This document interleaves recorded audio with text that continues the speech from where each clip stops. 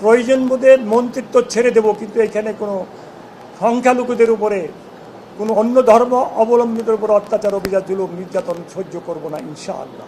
একটা বিষয় দেখলাম যে ভারতের পশ্চিমবঙ্গে বিজেপি সরকার আসার পর সেখানে বেশ কিছু মুসলমানদের উপর হামলা হয়েছে, মসজিদে নামাজ পড়তে গিয়েও কিছু ক্ষেত্রে আমরা দেখেছি। বাংলাদেশের পক্ষ থেকে ভারত সরকারের সাথে যোগাযোগ করা হবে কিনা বিষয়গুলো যাতে না ঘটে, প্রধান করে ভারত যেটা বলে যে বাংলাদেশে হিন্দুদের উপর অত্যাচার হয় সেটাও যাতে না হয় সেটা নিশ্চিত করার জন্য।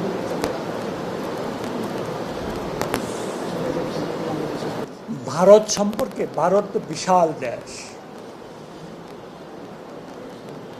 ওনাদেরকে আমি শ্রদ্ধা করি জন্য যেহেতু ওনাদের দেশে গণতন্ত্রটাকে ওনারা খুব লালন করে, এই জন্য আমি শ্রদ্ধা করি।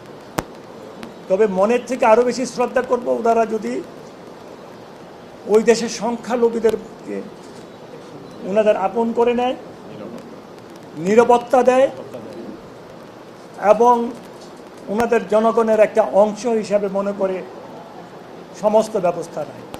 তবে আমি একটা কথা বলি, বাংলাদেশে ভারতে কি ঘটছে এটা বড় জিনিস নয়।